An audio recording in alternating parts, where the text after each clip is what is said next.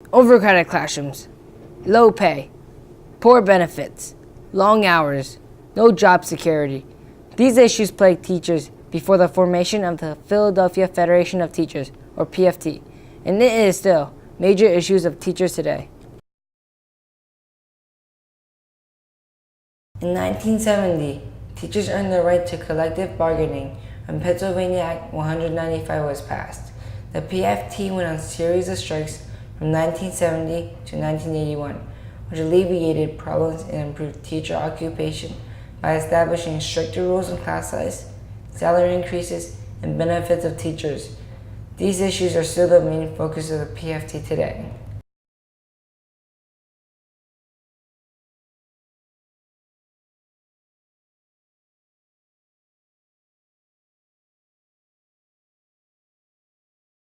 Before the PFT, many teachers had to work additional duties and every action was dictated by the principal.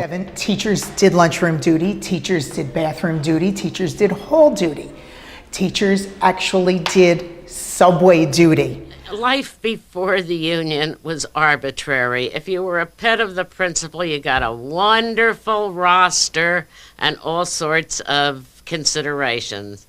If the principal, for no reason at all, just took a dislike to you, your life was hell. At the end of the previous strike in 1980, a contract was negotiated. This contract established no pay increases on the first year, but 10% pay increase on the second year. However, near the start of the school year in 1981, the school district had a $223 million deficit. Subsequently, it fired 3,500 teachers, implemented a wage freeze, increased class sizes, and reneged on 10% pay increase in order to save money. This caused a massive conflict between the PFT and the school district of Philadelphia. Furious, John Murray, the PFT president then, stated that 22,000 public school teachers would not return to their work unless their previous contract was restored in full. A 3-week strike in 1980 was followed by an 8-week strike in 1981 that was later declared a lockout by the Pennsylvania Supreme Court.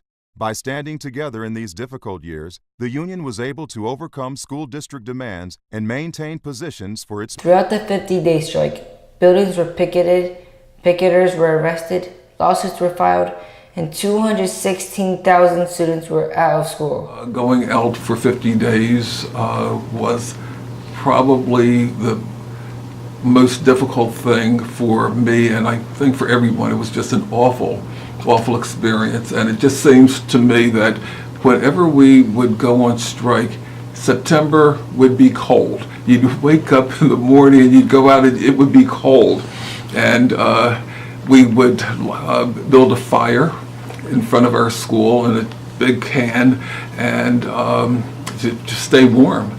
Other unions got involved, such as the American Federation of Labor and Congress of Industrial Organizations, which supported the PFT, while a group of elected black officials and parents disapproved of the strike.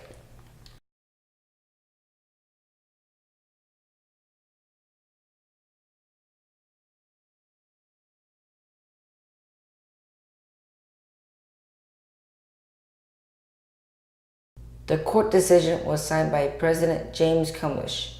Cumlish also said that the school district must honor the first year of the 1980 contract.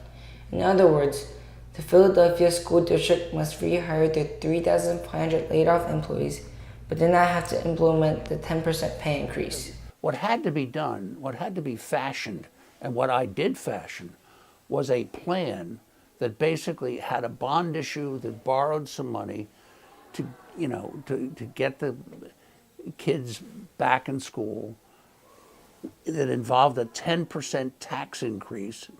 After negotiations, Philadelphia Governor Ridge agreed to keep the mayor's appointed school board in control. The board demanded the extension of the school day by 1 hour without additional pay, as well as the establishment of Tier 2 pay system with salaries based on the performance for new teachers.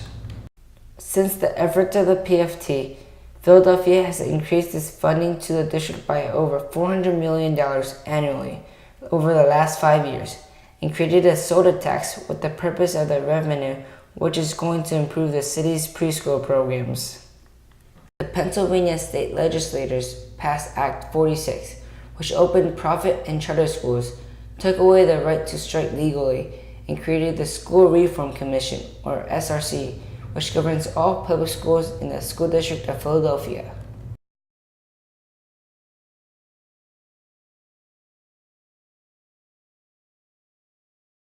Even though the school district is under the city's control, the city has increased its funding to the district by more than $400 million annually over the last 5 years.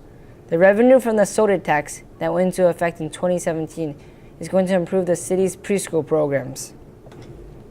The strike showed the determination and efforts paid off for the teachers of Philadelphia.